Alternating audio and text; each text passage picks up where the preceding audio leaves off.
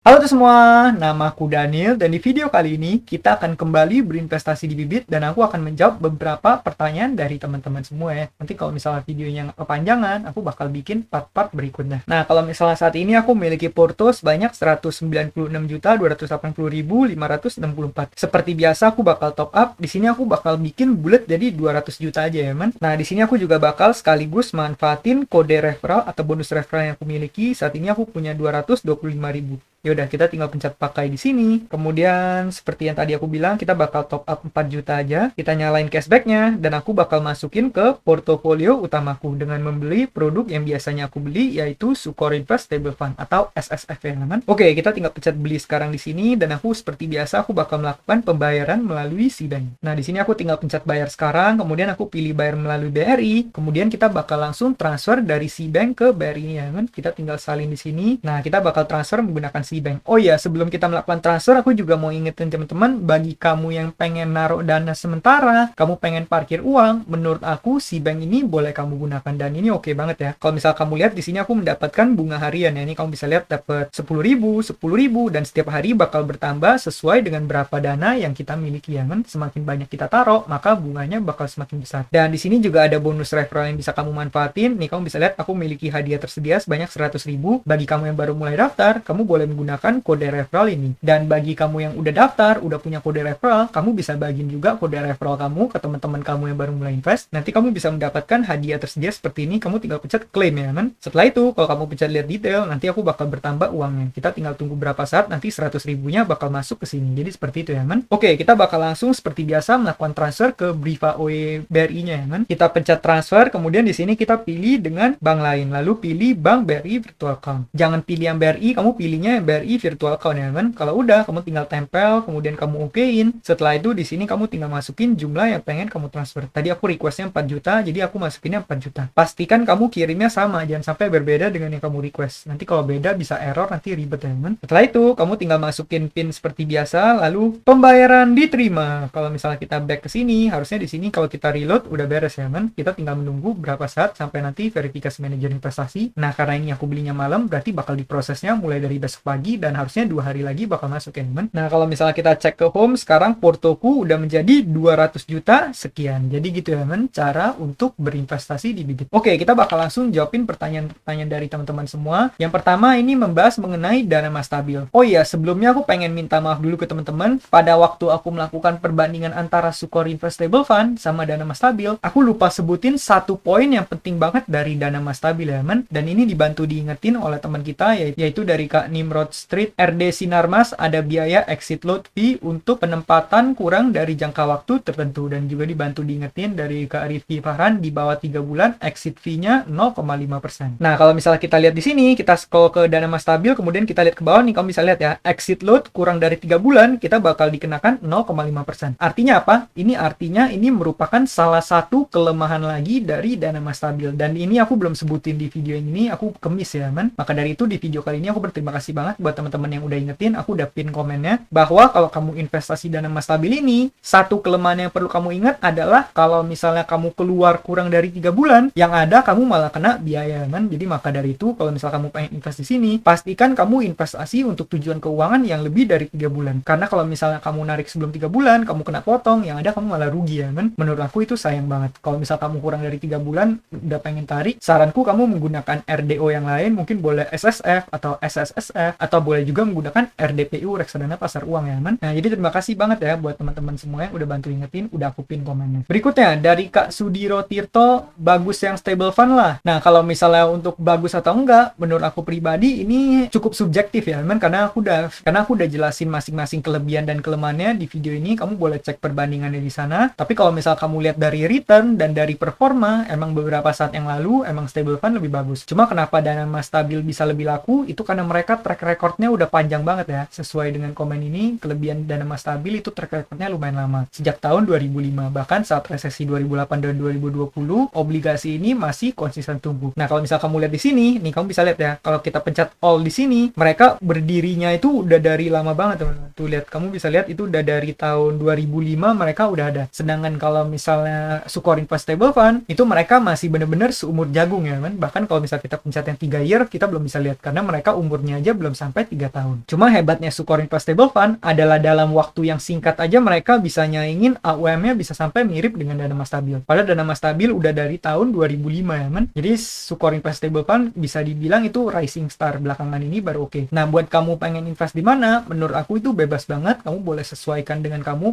sukanya mana. Tapi kalau misal kamu pengen ikutin caraku, aku lebih suka dengan metode diversifikasi. Jadi sebagian dana taruh di A, sebagian dana lagi taruh di B. Sehingga aku bisa memanfaatkan keduanya dan minimalisir resiko ya men. Tapi kalau kamu investnya kurang dari 3 bulan, atau misalnya modal kamu nggak nyampe 10 juta, sebaiknya kamu jangan gunakan Dana Mas Stabil ini. Karena yang ada ini nggak bisa ya men. Malah yang ada kamu rugi kalau misalnya kamu exit sebelum 3 bulan. Nah, jadi semoga bantu ya buat teman-teman semua dan semangat terus investasinya buat Kak Sudiro Tirto. Berikutnya dari Kak Dama Sucaka mau nanya nih, apakah setiap bulan kita masukin uang atau cuma sekali? Nah, kalau di sini pertanyaannya adalah kita perlu masukin tiap bulan yang biasa disebut dengan dollar cost averaging, atau kita beli dengan secara berkala, beli secara teratur, atau kita hanya beli satu kali terus gak usah masukin lagi ya kan? Atau disebut dengan lump sum. Jawabannya adalah terserah, karena yang namanya reksadana ini sifatnya itu benar-benar fleksibel, di mana kamu boleh top up kapanpun, kamu boleh tarik kapanpun, kamu boleh sesuaikan dengan tujuan keuangan kamu. Tapi kalau misalnya kamu pengen hasilnya lebih maksimal, akan lebih baik kalau kamu membiasakan kebiasaan untuk berinvestasi, di mana kamu selalu rutin top up supaya investasi kamu selain bertumbuh juga bisa bertambah nilainya ya kan, karena kamu top up. Kalau misalnya kamu pengennya returnnya lebih gede, kalau misalnya kamu investnya di reksadana yang nilai selalu naik, akan lebih bagus kalau misalnya kamu di awal punya dana gede langsung masukin semuanya di lump sum, itu nggak apa-apa. Tapi kalau misalnya untuk reksadana saham itu lebih cocok kalau misalnya kamu memberinya secara teratur ya kan, daripada kamu langsung beli gede di awal, itu kurang direkomendasikan. Nah, tapi kalau misalnya kamu tanya di sini apakah cuma sekali beli atau setiap bulan, menurut aku tergantung kamu, itu disesuaikan aja dengan kamunya pengennya seperti apa ya kan.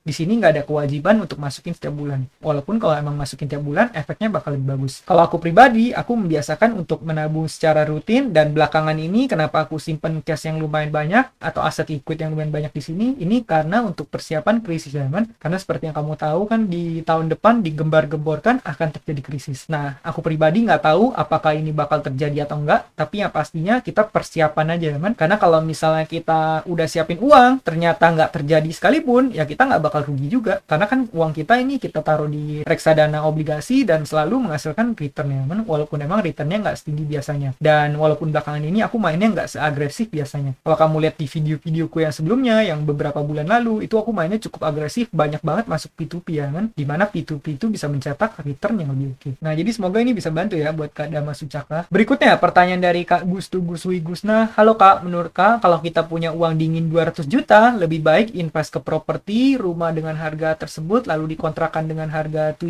juta per tahun, atau dibuatkan investasi di platform P2P, bank digital ataupun aplikasi investasi lain seperti Bibit. Mohon pencerahannya ya Kak. Nah, jadi kalau misalnya di sini kamu punya 200 juta, sebaiknya diinvest kemana? Kalau menurut aku pribadi, jawabannya adalah tergantung. Tergantung dengan gimana tujuan keuangan kamu, tergantung dengan gimana profil resiko kamu, dan juga tergantung dengan conviction kamu, dan juga kemampuan kamu dalam berinvestasi. Karena kalau misalnya sebagian investasi itu memerlukan skill ya kan, seperti yang kamu bilang di sini. Kalau misal kamu bisa investasi ke properti, properti itu adalah sebuah instrumen investasi di mana kamu butuh skill. Kalau misal kamu punya trik nego, kamu bisa mencari properti yang salah harga, kemudian kamu juga punya track record yang baik di bank, kamu bisa mendapatkan pinjaman kredit, otomatis kamu performanya bisa lebih baik ketimbang dengan investor-investor lain. Jadi kalau menurut aku pribadi, jawabannya adalah tergantung seberapa kamu menguasai properti tersebut. Tapi kalau misalnya aku boleh memberi saran, ini sangat situasional ya men. Kenapa sangat situasional aku bilang? Ini karena seperti yang kita ketahui, di tahun depan kita benar-benar nggak bisa memastikan apakah bakal terjadi krisis atau enggak. Kalau saranku pribadi adalah 200 jutanya mungkin kamu bisa simpen ke aset-aset yang bentuknya liquid dulu. Nanti kalau misalnya tahun depan udah ternyata beneran krisis, kalau misalnya ternyata banyak orang yang butuh cash dan banyak orang yang menjual properti dengan harga yang murah, kamu otomatis bisa menggunakan uang yang udah kamu siapkan ini untuk mencaplok properti yang lebih murah. Kalau misalnya kamu sekarang beli properti, kalau misalnya kamu sekarang langsung beli properti, menurut aku itu kurang baik, karena namanya properti itu kurang liquid ya men. Sedangkan yang namanya kita menghadapi krisis, kita perlu untuk yang namanya investasi yang liquid. Jadi kalau misalnya aku boleh memberi saran, kalau untuk sekarang sebaiknya kamu banyakkan taruh portomu di yang liquid. Contohnya apa? Contohnya seperti bank digital. Itu kan kalau misalnya kamu mau cairin kapanpun bisa. Contoh lainnya seperti reksadana, tapi reksadana jangan yang saham ya men. Kalau reksadana saham walaupun bisa dicairin dalam 2-3 hari, tapi kalau misalnya posisinya minus kan kamu nggak mungkin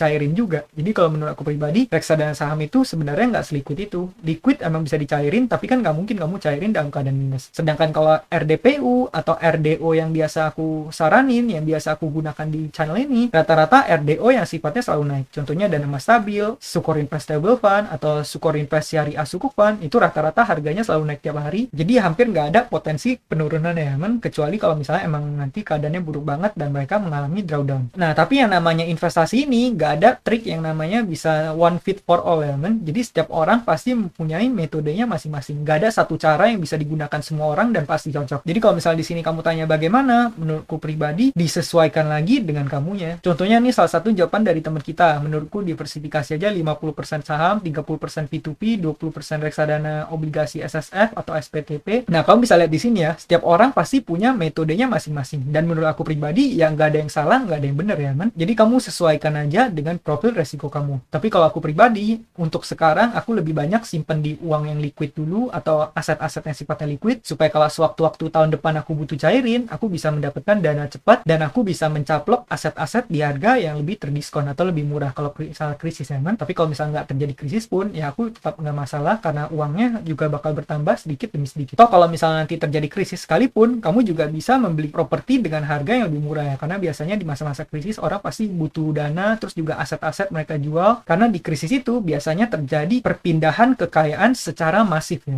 Seringkali yang terjadi adalah siapa yang kaya dan mengerti bisa semakin kaya lagi. Jadi ini bisa kamu jadikan juga untuk peluang opportunity kamu ya, Kalau untuk P2P, aku belakangan juga lagi nggak masuk, aku lagi ngerem dulu, karena seperti yang kamu ketahui, kebanyakan P2P itu sifatnya kurang liquid dan dikunci ya, Nah mungkin sekian aja jawaban-jawabanku pada video kali ini. Nanti untuk pertanyaan-pertanyaan berikutnya, nanti aku bakal jawab di video-video selanjutnya supaya video ini nggak panjangan ya. Bagi teman-teman yang baru invest, kamu juga boleh menggunakan kode referral udah aku taruh di kolom deskripsi. Sekian video dari aku, semoga video ini bermanfaat, dan akhir kata jangan lupa untuk selalu invest in yourself. Sampai jumpa di video berikutnya. Bye.